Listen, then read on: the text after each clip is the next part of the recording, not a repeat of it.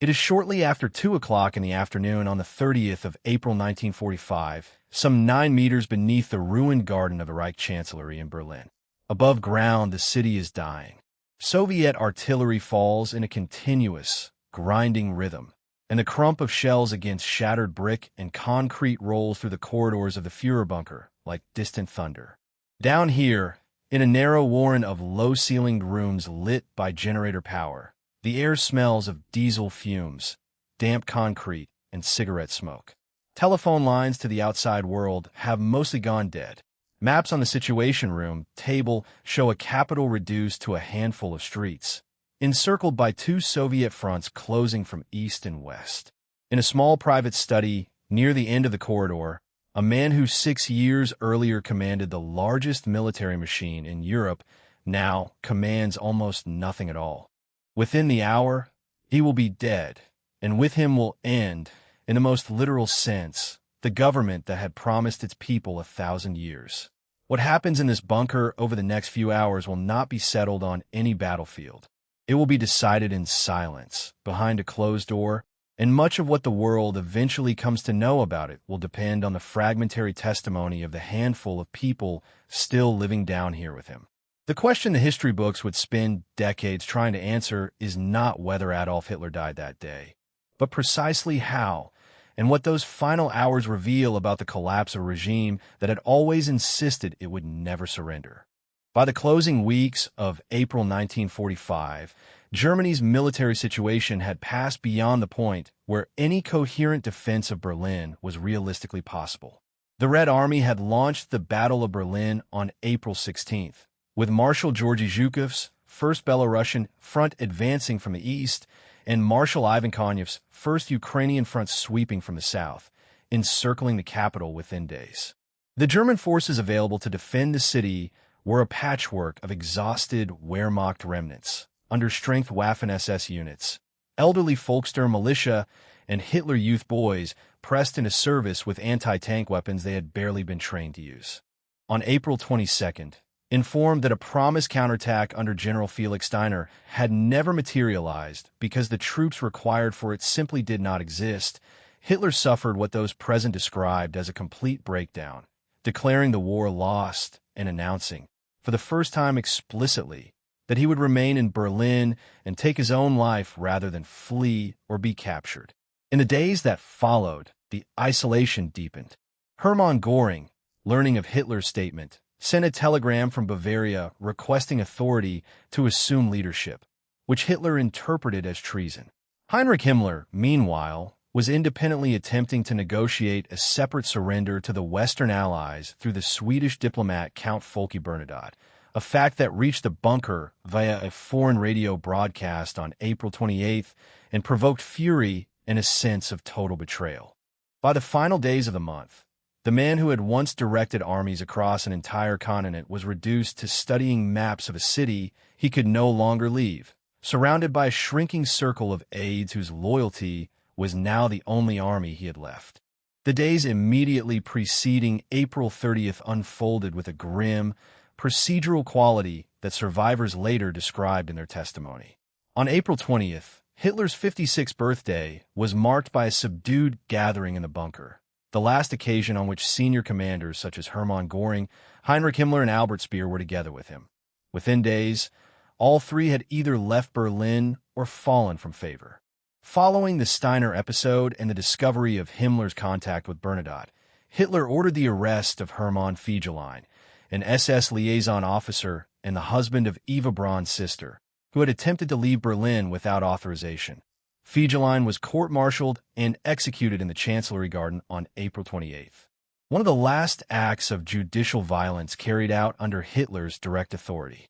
That same night, in a brief civil ceremony conducted by a local Berlin registrar named Walter Wagner, who was brought in the bunker specifically for the purpose, Hitler married Eva Braun, his companion of many years, in the presence of Joseph Goebbels and Martin Bormann as witnesses.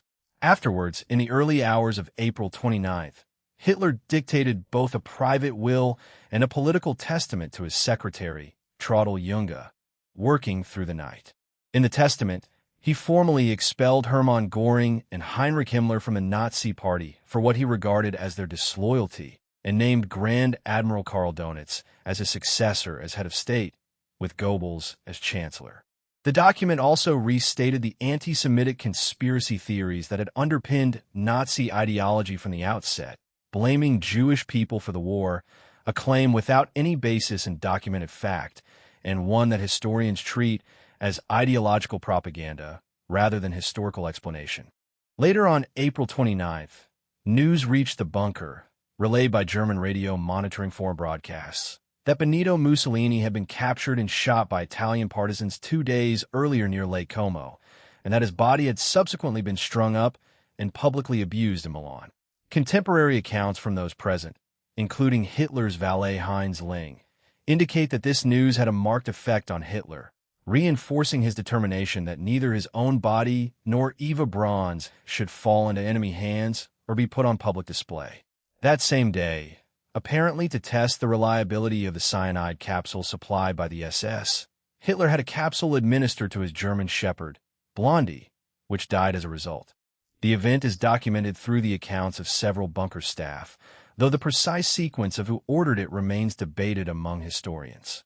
By the morning of April 30th, with Soviet troops reported to be within a few hundred meters of the Chancellery, fighting in the streets above the government quarter itself, the practical window for any decision had effectively closed. The final hours followed a pattern that surviving witnesses, including Traudl Junge, Heinz Ling, Hitler's adjutant Otto Gunsch, and his chauffeur Erich Kempka, later describe with broad consistency, even where individual details differ. Hitler held a last situation conference on the morning of April 30th, in which he was informed that German relief forces would not reach Berlin. Shortly after midday, he said farewell to members of his staff in the bunker corridor, a scene several witnesses recalled as brief and subdued rather than dramatic. Around 2:30 in the afternoon, Hitler and Eva Braun withdrew into his private study. A single gunshot was heard from within some minutes later, though exact timing differs slightly between accounts. When Ling and Gunsch entered the room, they found Hitler dead from a gunshot wound, with a pistol beside him, and Eva Braun dead beside him, apparently from cyanide poisoning, without visible external injury. If you're enjoying this journey through history, subscribing genuinely helps us to continue bringing remarkable true stories like this to the channel. The two bodies were wrapped and carried up through the bunker stairwell into the Chancellery garden, where, under continuing Soviet artillery fire, they were placed in a shell crater and doused with petrol siphoned from vehicles, since sufficient fuel could not otherwise be procured. Kempka and others made repeated attempts to set the remains alight and keep the fire burning, retreating periodically into the bunker as shelling intensified, before the partially cremated remains were later covered with earth. Compared with the other senior figures of the collapsing regime, Hitler's death stands apart chiefly in its concealment rather than its method. Mussolini's end, days earlier, was public, violent, and inflicted by his own citizens, his body deliberately displayed as a repudiation of fascism before a crowd. Himmler, captured by British forces in May 1945 traveling under a false identity, bit into a concealed cyanide capsule during a medical examination and died within minutes, a death that was immediate but witnessed and confirmed by Allied personnel on the spot. Göring survived the war to stand trial at Nuremberg, where he was sentenced to death, and took cyanide in his cell in October 1946 hours before his scheduled execution. Each man chose, or was forced into, an end that avoided capture and formal justice. Yet only Hitler's death was accompanied by a deliberate attempt at physical destruction of the remains, a decision directly attributable, according to those present, to his reaction to Mussolini's public humiliation. This distinction mattered enormously for what followed, since the absence of an intact, publicly verifiable body left space for uncertainty that the deaths of Himmler and Göring never produced. The immediate consequences were swift. General Helmuth Weidling, commander of the Berlin defense area, surrendered the city to Soviet forces on May 2nd, and within a week Donitz's short-lived government had negotiated Germany's unconditional surrender, ending the war in Europe on May 8, 1945. The longer-term historical impact of Hitler's death, however, lies less in its military effect, which was negligible given Germany's collapse was already complete, and more in the decades of uncertainty it produced.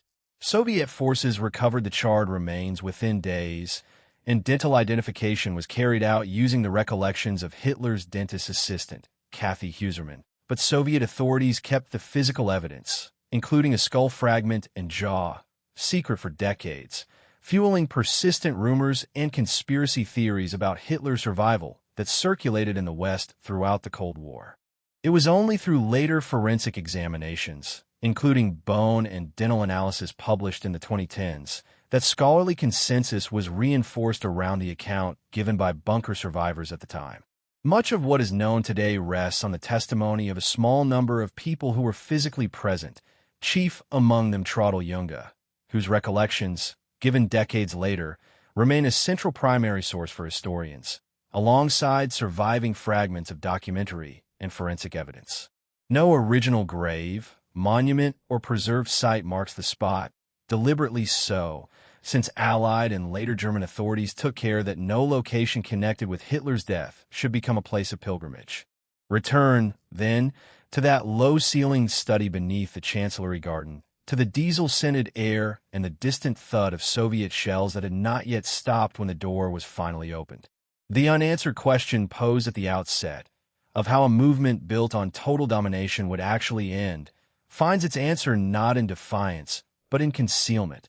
A hurried marriage, a dictated testament already detached from any power to enforce it, a cyanide test on a dog, a single gunshot, and a fire that repeated shelling would not allow to burn cleanly. Those in the bunker that day could not have known how thoroughly historians would later reconstruct their testimony, cross-examine their memories, and set their accounts against forensic evidence recovered from a shell crater.